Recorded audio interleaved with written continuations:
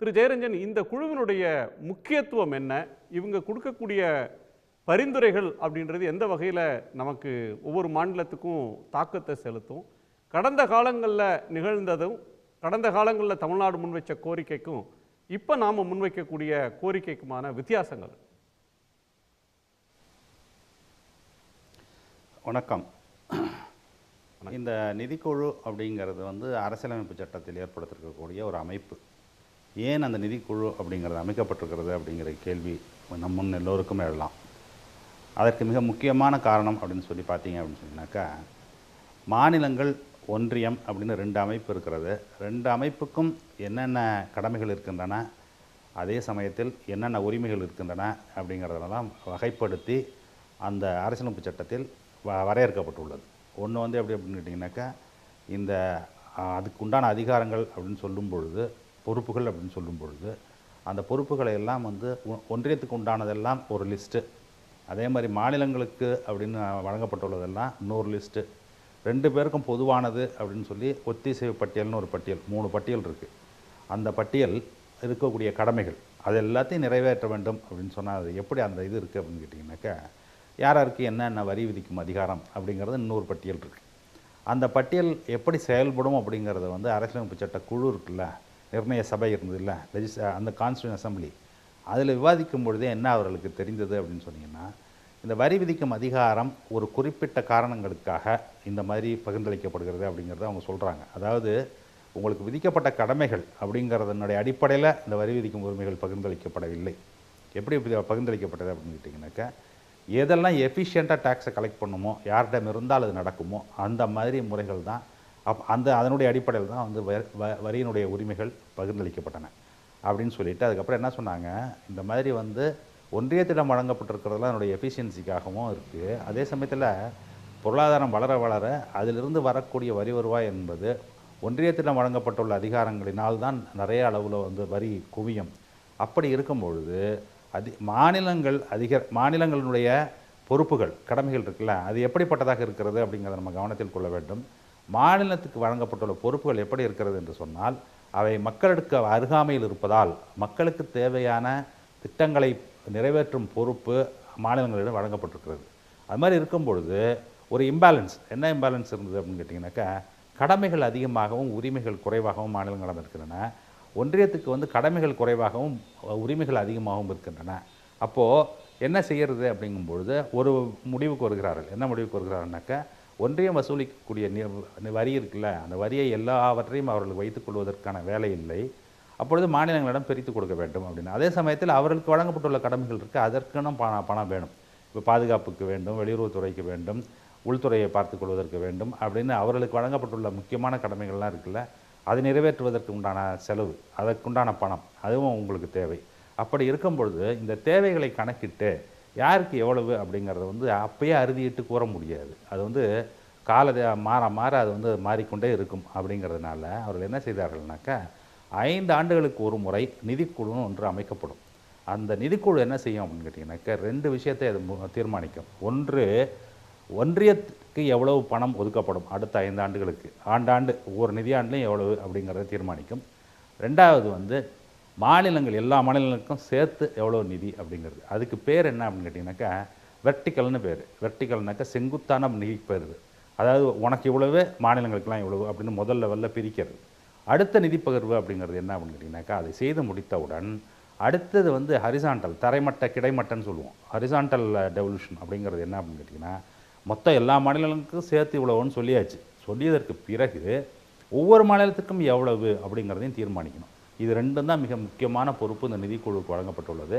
அந்த நிதிக்குழு என்ன செய்யணும்னா, இது எல்லாத்தையும் ஆராய்ந்து இதுவரைக்கும் அவர்களிடம் இருக்கக்கூடிய என்னென்ன ரிசோர்ஸஸ் இருக்குது, என்னென்ன கமிட்மெண்ட் இருக்குது, அவர்களுக்கு எவ்வளோ திறன் இருக்கிறது, வரி வசூலிக்கும் திறன் எப்படி இருக்குது, அப்போ இவருடைய கமிட்மெண்ட்டுக்கும் இவர்களுக்கு இருக்கக்கூடிய இடைவெளி என்ன அப்படிங்கிறது ஒன்று. 2வது அடுத்தது அவர்கள் முக்கியமாக பார்ப்பது அப்படிங்கிறத பார்த்திங்கன்னா, இந்திய குடிமக்கள் அனைவரும் சமமாக இருக்க வேண்டும் என்று சொன்னால் அவர்கள் வழங்கக்கூடிய வாய்ப்புகள் இருக்குல்ல, அதுவும் சமமாக வழங்கப்பட வேண்டும். அப்படின்னா அது எதை பொறுத்து இருக்கிறதுன்னு கேட்டிங்கன்னா, மாநிலங்களுக்கு எவ்வளவு திறன் இருக்கிறது அப்படிங்கிறத பொறுத்து இருக்கிறது.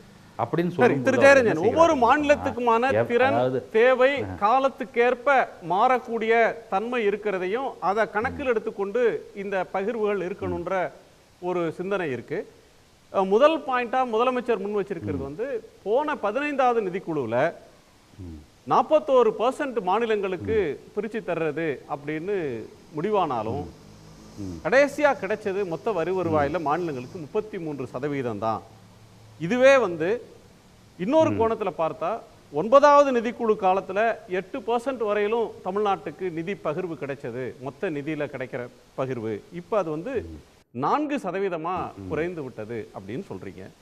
இப்ப முன்னேறிய மாநிலத்தை முன்னேற்றத்துல தொய்வடைய செய்து தண்டிக்கிறது மாதிரியான வரி பகிர்வு இருக்கு அப்படின்னு நேற்றைக்கு சுட்டி காட்டியிருக்கார். இது ஏறத்தாழ ஒரு குற்றச்சாட்டு மாதிரி இருக்கே. ஏற்பட்டிருக்குங்கிறத கணக்கு போட்டு சொல்கிறோம். நம்ம என்ன குற்றச்சாட்டு என்ன வைக்கிறோம், அதில் குற்றச்சாட்டுலாம் ஒன்றும் இல்லை. என்னாச்சு அப்படின்னு கேட்டிங்கனாக்கா, இப்போது ஒவ்வொரு இந்த கடந்த 9வது நிதிக்குழுலேருந்தே பார்த்தீங்கன்னாக்கா 9, 10, 11 அப்படின்னு வரிசையாக வந்துக்கிட்டே இருக்கும்பொழுது என்னென்னா கொஞ்சம் கொஞ்சமாக தமிழ்நாட்டினுடைய பங்கு அப்படிங்கிறது குறைந்து கொண்டே வருகிறது. அது குறைந்து கொண்டே வருவதற்கு மிக முக்கியமான காரணம் என்ன அப்படின்னு கேட்டிங்கன்னா 2 காரணங்கள். ஒரு காரணம் என்ன அப்படின்னு கேட்டிங்கன்னா நம்முடைய மக்கள் தொகையினுடைய அடிப்படையில் பகிர்ந்தளிக்கும் போது என்னென்னா பெரிய மாநிலங்களில், வட மாநிலங்களில் மக்கள் தொகை பெருக்கம் இருக்குல்ல, அது வந்து போகிற வேகத்துக்கு தமிழ்நாட்டிலையும் கேரளாலெலாம் போகல. இங்கே வந்து என்னாச்சு அப்படின்னு கேட்டிங்கன்னா மக்கள் தொகையை கட்டுப்படுத்துதல் பெருமளவு வெற்றி பெற்று இருக்கிறதுனால என்னாச்சு, இப்போது ஃபெர்டிலிட்டி ரேட் அப்படின்னு சொல்கிறோம் இல்லையா, எவ்வளவு வந்து குழந்தைகள் பிறக்கிறார்கள், அப்படி ஒரு பெண்ணினுடைய அதாவது அந்த அவங்களுடைய வாழ்க்கை, அவங்க மொத்த லைஃப் சைக்கிளில் எவ்வளவு குழந்தைகள் அவர்கள் பெறுகிறார்கள், இந்த டோட்டல் ஃபெர்டிலிட்டி ரேட் அப்படின்னு பார்த்தீங்க அப்படின்னு சொன்னீங்கன்னாக்கா இப்போ தமிழ்நாடு வந்து இப்போ எல்லாம் ஒரு நல்ல விஷயம் என்னென்னா எல்லா மாநிலங்களும் குறைந்திருக்கிறது. ஆனால் தமிழ்நாடும் கேரளாவும் ரொம்ப முன்னாடியே குறைஞ்சி போச்சு. இப்போ அவர்களெல்லாம் வந்து எந்த அளவுக்கு வந்து விட்டார்கள் என்று சொன்னால் ரீப்ளேஸ்மெண்ட் என்று சொல்லக்கூடிய அளவில் கூட இல்லை, அதுக்கு கீழே வந்து விட்டார்கள். அது மாதிரி வரும்பொழுது என்னாகும் கேட்டிங்கன்னா இவருடைய மக்கள் தொகையினுடைய எண்ணிக்கை குறைந்துவிடும். மக்கள் தொகையின் எண்ணிக்கை குறையும் போது என்னாங்கன்னா நீங்கள் கொஞ்சம் பேர் தானே இருக்கீங்க, உங்களுக்கு போதும் அப்படிங்கிறது ஒன்று. இன்னொன்று வந்து என்ன அப்படின்னு கேட்டிங்கனாக்கா இந்த நாட்டில் எவ்வளவு பொருட்கள் உற்பத்தி ஆகின சேவைகள் உற்பத்தி ஆகின கணக்கு போடுறோம்ல, அதாவது ஸ்டேட்னுடைய ஜிடிபியை கணக்கு பண்ணுறோம். ஸ்டேட்னுடைய ஜிடிபியை கணக்கு பண்ணி மொத்த மக்கள் தொகையோட ஊற்றிங்கன்னா எவ்வளோ வரும்னாக்கா பர் கேபிட்டா இன்கம்ங்கிறது வரும், பர் கேபிட்டா ஜிடிபி வரும். அந்த பர் கேபிட்டா ஜிடிபி வச்சு என்ன சொல்கிறாங்க அப்படின்னு கேட்டிங்கனாக்கா தேசிய சராசரி ஒன்று இருக்குது, மொத்த நாட்டுக்கும் எவ்வளோ இருக்குன்ட்டு, அதிலிருந்து ஒவ்வொரு மாநிலத்துக்கும் எவ்வளோ அந்த சராசரி எங்கே இருக்கிறதுங்கிறத பார்க்குறாங்க. அதுக்கு பேர் வந்து எவ்வளோ தூரத்தில் இருக்குது அப்படிங்கிறது. இப்போ முன்னேறிய மாநிலங்கள் அப்படின்னு சொன்னால் இப்போ தமிழ்நாட்டினுடைய சராசரி அது வந்து எங்கே இருக்குது அப்படின்னு கேட்டிங்கனாக்கா தேசிய சராசரியை விட 1.5 பங்கு 1.25 பங்கு கூட இருக்குது அப்படின்னு சொன்னால் நீ ரொம்ப முன்னாடி போயிட்ட அப்படின்னு சொன்னாக்கா இப்போ எந்த மாநிலங்கள்லாம் அதுக்கும் கீழே இருக்குன்னு பார்த்தீங்கன்னா அதெல்லாம் ரொம்ப பின்னாடி இருக்குது. அதுதான் அந்த டிஸ்டன்ஸுங்கிறது. அந்த டிஸ்டன்ஸை கால்குலேட் பண்ணும்போது நாங்கள் மக்கள் தொகை கணக்கில் வரும். இப்போ இதே வந்து நம்ம பழைய அளவில் இருந்தோம் அப்படின்னு சொன்னோம்னா நம்மளுடைய சராசரி கீழே போய்டும். அப்படி தானே போகும், டினாமினேட்டர் அது தானே. அப்போது இது டினாமினேட்டர் சின்னதாக கேட்டிங்கன்னாக்கா வரக்கூடிய பர் கேபிட்டானுடைய அளவு அதிகமாகிறது. அப்போ இந்த 2 விதத்துலேயும் தமிழ்நாடு தொடர்ந்து பாதிக்கப்படுறதுனால தான் என்ன ஆகுது அப்படின்னு கேட்டிங்கனாக்கா நமக்கு வந்து ஒவ்வொரு நிதிக்குழுவிலையும் நமக்கு ஒதுக்கப்பட்ட நிதி அப்படிங்கிறது குறைந்து கொண்டே இருக்கிறது. அதனால தான் நம்ம என்ன சொல்லியிருக்கோம், நேற்று முதலமைச்சர் வந்து அந்த நிதிக்குழுவிடம் மெமரண்டத்தை கொடுக்கும்பொழுது என்ன சொன்னார் அப்படின்னு கேட்டிங்கனாக்கா என்னென்ன க்ரைட்டீரியா வைக்கிறீங்களோ அதுக்கு எவ்வளோ வெயிட்டேஜ் கொடுக்குறீங்களோ அதையெல்லாம் நீங்கள் ரீகன்சிடர் பண்ணணும். ஏன் அப்படின்னு கேட்டிங்கனாக்கா கடந்த 45 வருடங்களாக என்ன பண்ணிகிட்டு இருக்கோம் அப்படின்னு கேட்டிங்கனாக்கா எதெல்லாம் பின்தங்கிய மாநிலங்கள் அப்படின்னு இருக்கிறதோ அவர்களுக்கெல்லாம் கூடுதல் நிதியை ஒதுக்கி அவர்களை முன்னேறிய மாநிலங்கள் அளவுக்கு கொண்டு வந்து சேர்க்க வேண்டும் என்கிற நல்ல எண்ணத்தில், ஏன்னா இந்தியாவில் இருக்கக்கூடிய மாநிலம் எல்லாம் ஒரே மாதிரி வளரணுங்கிறது ஒரு நல்ல உயரிய நோக்கம். அதற்காக 45 ஆண்டுகளாக நம்ம அந்த பிரின்சிபலை தான் ஃபாலோ பண்ணுறோம். அப்படின்னு சொன்னால் என்ன வரும் அப்படின்னு கேட்டிங்கனாக்கா இப்போது நம்ம பொதுவாக ஒரு கணக்கு சொல்கிறோம், ₹1 தமிழ்நாடு வரி செலுத்துகிறது என்றால் திரும்ப நமக்கு 29 பைசா கிடைக்கிறது. அதே ₹1 செலுத்தினால் வட மாநிலங்களில் இருக்கக்கூடிய பல மாநிலங்கள் பின்தங்கிய மாநிலங்கள் எல்லாம் அவர்களுக்கு வந்து ₹3 ₹4 வரைக்கும் கிடைக்குது. ஆனால் நிதி ஆதாரம் அவர்களுக்கு நிறையா போகிறது, அதெல்லாம் போகிறது. ஆனால் என்ன அப்படி ஆகுது அப்படின்னு கேட்டிங்கனாக்கா ஒவ்வொரு முறையும் நிதி கூடுதலாக கொடுத்தாலும் கூட அவர்களால் என்ன செய்ய முடியவில்லை அப்படின்னு கேட்டிங்கனாக்கா இது பக்கத்திலே வர முடியல. அப்படின்னா என்ன பொருள் அப்படின்னு கேட்டிங்கனாக்கா இந்த வளர்ந்த மாநிலங்களுக்கும் பின்தங்கிய மாநிலங்களுக்கும் இடையான இடைவெளி இருக்குல்ல, அது வந்து தொடர்ந்து அதிகரித்து கொண்டே இருக்கிறது. ஆனால் சொல்லப்பட்ட காரணம் என்னென்னா பணத்தை நிறைய கொடுத்தீங்கன்னாக்கா மடைமாற்றி விட்டோம் என்று சொன்னால் அவர்களிடம் வளர்ந்த மாநிலங்கள் இருக்கணும் அங்கே வந்து விடுவோம் அப்படிங்கிற நம்பிக்கையில் தான் அது தொடர்ந்து செய்யப்பட்டு கொண்டே வருகிறது. இப்போ முதலமைச்சர் பேசும்போது என்ன சொல்லியிருக்காங்க அப்படின்னு கேட்டிங்கனாக்கா இந்த 45 ஆண்டுகளாக நீங்கள் செஞ்சுட்டு இருக்கிறதுனுடைய எஃபெக்ட் என்னன்னு கொஞ்சம் பாருங்கள். அதன் வழியாக என்ன நடக்குது அப்படின்னு கேட்டிங்கனாக்கா வளர்ந்த மாநிலங்களுக்கு வந்து இதுதான் வந்து க்ரோத் போல்னு சொல்கிறாங்க. மத்திய பிரதேசத்துக்கும் அதிகமாக கொடுக்குறீங்க, அதனால என்ன பலன் வந்தது?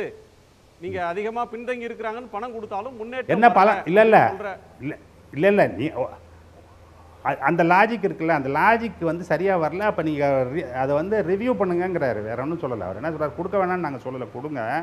அதே சமயத்தில் இந்த மாநிலங்கள் இருக்குல்ல, வளர்ந்திருக்கக்கூடிய மாநிலங்களுக்குன்னு பிரச்சனைகள் இருக்கிறது, அதையும் நீங்கள் கணக்கில் கொள்ளுங்கள். அதனால் இந்த ரெண்டை மட்டும் வச்சுக்கிட்டு பார்க்காதீங்க, எங்களுக்கு உண்டான பிரச்சனையும் சேர்த்து பாருங்கள். எல்லா மாநிலங்களுக்கு தானே நிதியை பகிர்ந்து கொடுக்கணும். இது ரெண்டு மட்டும் வச்சு பார்த்தீங்கன்னாக்கா இப்படியே தொடர்ந்து போய் கொண்டிருக்கிறது. அப்போது நீங்கள் இந்த க்ரைட்டீரியா வச்சு நமக்கு வந்து போன நிதிக்குழு இருக்குல்ல, போன நிதிக்குழுவில் வந்து நம்மளுடைய இது பங்கு வந்து 4% வட்ட வந்த பொழுது நமக்கு ஏற்பட்ட இழப்பு அப்படிங்கிறது மட்டும் வந்து கிட்டத்தட்ட இந்த நமக்கு பங்கு குறைந்ததனால் ஏற்பட்ட இழப்பு மட்டும் கிட்டத்தட்ட 3.5 லட்சம் கோடி. யோசிச்சு பாருங்கள், 3.5 லட்சம் கோடி தமிழ்நாட்டுக்கு வந்திருந்தால் அது எங்கே போய் நிற்கும்ட்டு. அது ஒன்று. நீங்கள் பேசும்போது ஒன்று சொன்னீங்க, முதலமைச்சர் அவர்கள் குறிப்பிட்டார்கள் அப்படின்னு சொல்லி. என்ன அப்படின்னு கேட்டிங்கனாக்கா, சென்ற நிதிக்குழு வந்து சொன்னது என்னென்னா, மாநிலங்களுக்கு 41 விழுக்காடு பிரித்தளிக்கப்பட வேண்டும்னு. உண்மையில் நடந்தது என்னன்னு கேட்டிங்கனாக்கா, இந்த 4 ஆண்டுகள் எடுத்து பார்த்தீங்க அப்படின்னு சொன்னீங்கன்னாக்கா, வந்த பகிர்வில் எவ்வளோ வந்திருக்கு, அவங்க கலெக்ட் பண்ண டேக்ஸில் மாநிலங்களுக்கு நிஜமாக பிரித்து கொடுத்துருக்கிறது 33 விழுக்காடு தான். அப்போ பணம் எங்கே போச்சு அப்படின்னு கேட்டிங்க அப்படின்னு சொன்னீங்கன்னா என்னாச்சுன்னா, அவர்கள் வந்து பகிர்ந்தளிக்கக்கூடிய நிதிக்கு வர வேண்டிய வரிகள் இருக்குல்ல, அதை என்ன செஞ்சாங்க அப்படின்னு கேட்டிங்கன்னா, ரொம்ப கான்ஷியஸாக அதை குறைச்சிட்டு, வரியை குறைச்சிட்டு அதுக்கு மேலே வந்து சர்ச்சார்ஜையும் செஸ்ஸையும் போட்டாங்க. இந்த சர்ச்சார்ஜையும் செஸ்ஸையும் போட்டதுனால என்னாச்சு அப்படின்னு கேட்டிங்கனாக்கா, அது எல்லாம் டிவிசல் பூலுக்கு வராதனால அங்கேருந்து பகிர்ந்தளிக்கக்கூடிய நிதியிலேருந்து 20% நீங்கள் எடுத்துட்டீங்கன்னு வச்சுங்க, தானாகவே என்ன ஆகிடுன்னு கேட்டிங்கன்னா, அது ஷ்ரிங்க் ஆகிடும், குறைஞ்சி போகும். குறைஞ்சும் போது விழுக்காடு 41 வச்சாலும் நிஜமாக எவ்வளோ வந்து சேர்ந்துன்னா 33. அதுதான் அவர் என்ன சொல்கிறாரு அப்படின்னு கேட்டிங்கன்னா, அதற்கு ஒரு உச்சவரம்பை வையுங்கள். ஏன் அப்படின்னு கேட்டிங்கனாக்கா, 2014-15 ஆரம்பிச்சது எப்படி இருந்ததுன்னு கேட்டிங்கனாக்கா, செஸ்ஸும் சர்ச்சார்ஜும் டோட்டல் டேக்ஸ் கலெக்ட் பண்ணதில் 9% இருந்தது. இன்றைக்கி என்ன ரேட்டு எவ்வளோ எங்கே இருக்குது தெரியுமா? 20%ல் இருக்குது. முன்னாடி 23% வரைக்கும் போச்சு. கால்வாசி பணத்தை அதிலேருந்து எடுத்து விட்டால் மாநிலங்களுக்கு எவ்வளோ நிதி வந்து சேரும்? அதன் வழியாக நமக்கு ஏற்பட்ட இழப்பை பார்த்தீங்கன்னாக்கா தலை சுற்றி விடும் உங்களுக்கு. தமிழ்நாட்டுக்கு மட்டும் 4 ஆண்டுகளில் ஏற்பட்ட இழப்பு செஸ்ஸு சர்ச்சார்ஜினால் நமக்கு ஏற்பட்ட இழப்பு இந்த 4 ஆண்டுகளில் மட்டும் 64,382 கோடி ரூபாய். யோசிச்சு பாருங்கள், நம்ம மெட்ரோவுக்கே அவ்வளோதான் கேட்குறோம். அந்த பணம் ஃபுல்லாக வந்திருக்கணும் நமக்கு. அது எல்லாத்தையும் அவங்க என்ன பண்ணுறாங்க, செஸ்ஸையும் சர்ச்சார்ஜையும் போட்டு அவர் எடுத்துக்கொள்கிறார்கள். அவர் வைக்கக்கூடிய ஆர்குமெண்ட் என்ன அதற்கு அப்படின்னு கேட்டிங்கனாக்கா, செஸ்ஸும் சர்ச்சார்ஜும் போடுவதற்கு எங்களுக்கு அரசியலமைப்பு சட்டப்படி உரிமை இருக்கிறது, அதனால தான் நாங்கள் போடுறோம். அதை நாங்கள் எங்கே கொண்டு போய் கடல்லையா கொட்டுறோம், மாநிலங்களுக்கு தானே செலவு பண்ணுறோம் அப்படிங்கிறாங்க. மாநிலங்களுக்கு செலவு பண்ணுறது எப்படி பண்ணுறாங்கன்னு தெரியுமா உங்களுக்கு? இப்போ எஜுகேஷனல் செஸ்ன்னு ஒன்று இருக்குது. அந்த பணத்தை மாநிலங்களுக்கு கொடுக்கறதுக்கு அவர்கள் என்னென்ன கண்டிஷன் போடுகிறார்கள், அது வந்து கண்டிஷனல், அதாவது என்னென்னு கேட்டிங்கன்னா ஸ்ட்ரிங்ஸ் அட்டாச் பண்ணுறாங்க. அதில் என்ன அட்டாச் பண்ணுறாங்க, இப்போ ஸ்கூல் எஜுகேஷனுக்கு நம்ம பண்ணணும் அப்படின்னு சொன்னால், நீ NEP இம்ப்ளிமெண்ட் பண்ணுறேன்னு சொல்லு அப்படிங்கிறாங்க. NEP பண்ணால் நம்ம 3 லாங்குவேஜ் ஃபார்முலா கொண்டு வா அப்படின்னு சொல்லி அது இருந்தால் தான் நான் பணம் கொடுப்பேன்னு சொல்கிறது. அப்போது நமக்கு வர வேண்டிய சட்டப்படி வர வேண்டிய வரி வருவாயை பகிர்வை அவர்கள் பிடித்து வைத்து கொண்டு சட்டாம்பிள்ளை வேலை செய்வது, நமக்கு டிக்டேஷன் போடுவது, நீ இன்னதான் செய்யணும்னு சொல்வது எந்த விதத்தில் நியாயம்? அதுதான் கேட்குறது. நிதிக்குழு என்ன சொல்லுது, இந்த கண்டிஷன்லாம் போடாதீங்க. இப்போ அதுதான் அவர் என்ன சொல்கிறாரு, சென்ட்ரலைஸ் ஸ்பான்சர்ட் ஸ்கீம்ஸ்னு ஒன்று சொல்கிறீங்க. முதல்ல அதில் ஒரு கொடுமை நடந்தது. என்ன நடந்ததுனாக்கா, 41 விழுக்காடு உங்களுக்கு பிரித்து கொடுக்க போகிறோம், அதனால் நாங்கள் என்ன பண்ண போகிறோம் அப்படின்னு கேட்டிங்கனாக்கா, சென்ட்ரலி ஸ்பான்சர்ட் ஸ்கீம்ஸ்னு இருக்கக்கூடிய நீங்களும் நானும் சேர்ந்து செய்ய வேண்டிய வேலையில் நாங்கள் இதுவரை 75 விழுக்காடு பணம் கொடுத்து நீங்கள் 25 கொடுத்துக்கிட்டு இருந்தீங்க, நாங்கள் அதை குறைச்சிக்கிறோம், நாங்கள் 60% கொடுக்குறோம், நீங்கள் இனிமேல் 40% கொடுங்கன்னு நம்மள்கிட்ட சொன்னாங்க. ஆனால் அந்த 60லேருந்து 40 குறைத்ததை நிச்சயமாக செய்து விட்டார்கள். ஆனால் என்ன செய்யவில்லை அப்படின்னு கேட்டிங்கனாக்கா, 41 விழுக்காடுக்கு பதிலாக 33 விழுக்காடு கொடுக்குறாங்க. அப்போ 2 பார்டன் நமக்கு. ஒரு பக்கம் என்ன அப்படின்னு கேட்டிங்கனாக்கா, இதில் வர வேண்டிய பணம் வரமாட்டேங்குது, செஸ்ஸும் சர்ச்சார்ஜும் போட்டு அந்த பணத்தை எடுத்துக்கொள்கிறார்கள். அந்த பணத்தை திருப்பி கொடுப்பதற்கு 1008 கண்டிஷன் போடுகிறார்கள். ரெண்டாவது வந்து நானும் ஒன்றியமும் மாநிலமும் சேர்ந்து செய்ய வேண்டிய பணிக்கு அவர்கள் நம்மளுடைய பங்கை குறைத்தது மட்டுமல்ல, அதில் இன்னொரு சூட்சமும் இருக்குது. என்ன சூட்சமும் இருக்குது அப்படின்னு கேட்டிங்கனாக்கா, அவர்கள் கொடுக்கக்கூடிய நிதி இருக்குல்ல ஒவ்வொரு திட்டத்துக்கும், அது இன்னும் ரொம்ப சிக்கலான ஒரு சங்கதி. என்ன அப்படின்னு கேட்டிங்கன்னா, இந்த பிரதமர் வீடு கட்டும் திட்டம்னு ஒரு திட்டம் இருக்குது. சும்மா ஒரு எடுத்துக்காட்டுக்கு சொல்கிறேன். அது வந்து அவர்கள் கொடுக்கக்கூடிய நிதி, அந்த யூனிட் காஸ்ட்னு சொல்லும்போது ஒரு வீடு கட்டுறதுக்கு எவ்வளோ பணம்ன்ட்டு, அது எவ்வளோ பணம் கொடுக்குறாருன்னு கேட்டிங்கன்னா உங்களால் இமேஜினே பண்ண முடியாது. அந்த பணத்தை வைத்துக்கொண்டு குட்டி சோறு கூட கட்ட முடியாது. அப்போ அப்படி இருக்கும்போது எப்படி வீடு கட்டி முடிக்க முடியும்? அப்போ குடிக்காத போது மாநிலங்கள் என்ன செய்ய வேண்டியிருக்கிறது என்று சொன்னால், அதற்கு மேல் அவர்கள் கையிலிருந்து செலவு செய்ய வேண்டியிருக்கிறது. அப்போது 60-40 விகிதாச்சாரம் போய் உண்மையில் நடைமுறையில் பார்த்தீங்கன்னா மாநிலங்கள் எவ்வளோ ஒவ்வொரு வீட்டுக்கு செலவு பண்ணுது, ஒன்றிய எவ்வளோ பணம் கொடுக்குது அப்படின்னு பார்த்தீங்க அப்படின்னாக்கா, அது 30-60ன்னு வருது. எவ்வளோ 30 விழுக்காடு மொத்த செலவில் 30 விழுக்காடு தான் ஒன்றியம் கொடுக்குது, 60 விழுக்காடு 70 விழுக்காடு மாநிலங்கள் கொடுக்குது. அந்த மாதிரி மாறிவிட்டது. அது கிராமப்புறங்களில் இருக்கிறதுக்கு. நகர்ப்புறங்களில் பார்த்தீங்கன்னா அது இன்னும் மோசம். எப்படி அப்படின்னு கேட்டிங்கன்னா 15 லட்ச ரூபாய்க்கு மேலே ஆகுது ஒரு யூனிட் கட்டுறதுக்கு. ஆனால் அவர்கள் கொடுப்பது 1.25 லட்சம் கொடுக்குறாங்க. அதை வச்சுட்டு எப்படிங்க வீடு கட்ட முடியும்? மீதி 13 லட்சம் எங்கே போகிறது? அது மட்டும் இல்லை, இவங்க 2 பேர் கொடுத்தது இல்லாமல் பயனாளிகள் வேறு பணம் போட வேண்டியதாக இருக்குது. அப்போ தான் அந்த வீடை கட்டி முடிக்க முடியும். அந்த மாதிரி விஷயத்தில் போயிட்டு இருக்கு. அப்படி இருக்கும் பொழுது நம்ம என்ன சொல்கிறோம், நிதி பகிர்வை நீங்கள் கொடுக்கும்பொழுது நியாயமாக நடந்து கொள்ளுங்கள். யூனிட் காஸ்ட் அதிகமாக்கி கொடுங்க. நீங்கள் அத்தனை யூனிட் கட்டாட்டி யூனிட்டை குறைத்து கொண்டு யூனிட் காஸ்ட் அதிகமாக்கி கொடுங்கன்னு சொல்கிறோம். அதுவும் அவர்கள் செய்வது இல்லை. அப்போது இந்த மாதிரி ஒவ்வொரு இடத்துலையும் நுணுக்கமாக என்ன செய்து கொண்டு இருக்கிறார்கள்னு கேட்டிங்கனாக்கா, மாநிலத்தின் சுமையை ஏற்றிக்கொண்டே செல்கிறார்கள். இப்போ கிராப் இன்சூரன்ஸை நான் அறிமுகப்படுத்தினாங்க. முதல்ல என்ன சொன்னாங்கன்னாக்கா, நீ 49 கொடு, நாங்கள் 49 கொடுக்குறோம், 2 விழுக்காடு மட்டும் விவசாயிகள் கொடுக்கட்டும், நம்ம கிராப் இன்சூரன்ஸ் போவோம்னு சொல்லி நம்மளும் எல்லா மாநிலங்களும் ஒத்துக்கொண்டு அதில் இறங்கணும். ஒவ்வொரு வருஷமாக என்ன செய்கிறாங்கன்னு கேட்டிங்கன்னா, அவருடைய பங்கை குறைத்து கொண்டே வருகிறார்கள். வேணா நடத்த வேணாட்டி போங்கிறாங்க. இப்போ 33 விழுக்காடு நாங்கள் தருவோம், மீதியெல்லாம் நீ போட்டு நடத்துறதுனா நடத்து, இல்லாட்டி விட்டுரு அப்படின்னு சொன்னால் அது வந்து நம்ம 500 கோடி ரூபா கமிட்மெண்ட்டில் ஆரம்பித்தோம். என்னது கிராப் இன்சூரன்ஸ் இன்றைக்கி 2500 கோடி ரூபா ஆகுது வருஷத்துக்கு. இப்படி ஒவ்வொரு துறையிலும் எங்கு கை வைத்தாலும் நம்மளுடைய கமிட்மெண்ட்டை வந்து ஃபினான்ஷியல் கமிட்மெண்ட்டை ஏற்றிக்கொண்டே செல்வது ஒரு புறம். இன்னொரு புறம் என்ன செய்கிறாங்க அப்படின்னு கேட்டிங்கன்னா, நம்ம கொடுக்க வேண்டிய நிதி பகிர்வை குறைத்து கொண்டே வருகிறார்கள். குறைத்து கொண்டு வரணும் எப்படின்னு கேட்டிங்கன்னா, அப்சல்யூட் டேர்ம்ஸில் அதிகமாகும், ரிலேட்டிவ் டேர்ம்ஸில் அவங்க சொன்னதுக்கு வந்து நடைமுறைக்கும் சம்மந்தமே இருக்காது. அது மாதிரி குறைத்து கொண்டு வருகிறார்கள். மூணாவது, நம்மளுடைய கமிட்மெண்ட் இருக்குல்ல, கமிட்டட் எக்ஸ்பெண்டிச்சர், அதை அவர்கள் என்ன செய்கிறாங்கன்னா நமக்கு வந்து அதுக்குள்ளே தள்ளுகிறார்கள் இன்னும் மேலும் மேலும். நாலாவது, அதுக்கு அட்டாச்மெண்ட். என்ன அட்டாச்மெண்ட்டு? இந்த மாதிரி கண்டிஷன்ஸ், இதை பண்ணு அதை பண்ணு அப்படின்ட்டு இதெல்லாம் நடந்து கொண்டு இருக்கிறது. இதுதான் நாங்கள் வந்து நிதிக்குழு முன்னாடி நேற்று வந்து தெளிவாக இதெல்லாம் நடக்குது அப்படின்னு சொல்லியிருக்கோம். ஏன்னா அவர்கள் தான் அதுக்கெல்லாம் என்ன எழுதணும், ரெக்கமெண்டேஷன் அவர்கள் அதுக்கு தான் எழுத வேண்டும். அதுக்காக அதெல்லாம் சொல்லியிருக்கு நேற்று. தமிழ்நாடு, கேரளா, கர்நாடகா மாதிரியான மாநிலங்கள் தொடர்ச்சியாக தென்னிந்திய மாநிலங்களுக்கான வரி பகிர்வில் ஒரு வஞ்சகம் நடக்குதுன்னு வெவ்வேறு குரலில் சொல்லிட்டு இருக்கிற நேரத்தில் ஒரு முக்கியமான காலகட்டத்தில் இந்த இந்த எக்ஸசைஸ் நடக்குது. என்ன நியாயம் கிடைக்குது அப்படின்றத பார்க்கலாம். நிதி சார்ந்து மாநிலங்கள்ன்றவங்களுக்கான நியாயமாக கிடைக்கிற நிதிக்கே ஒன்றிய அரசை சார்ந்து இருக்கக்கூடிய ஒரு டிபெண்டன்சிக்கு பின்னாடி தள்ளுறாங்க அப்படின்ற ஒரு விஷயத்த சொல்லியிருக்கீங்க.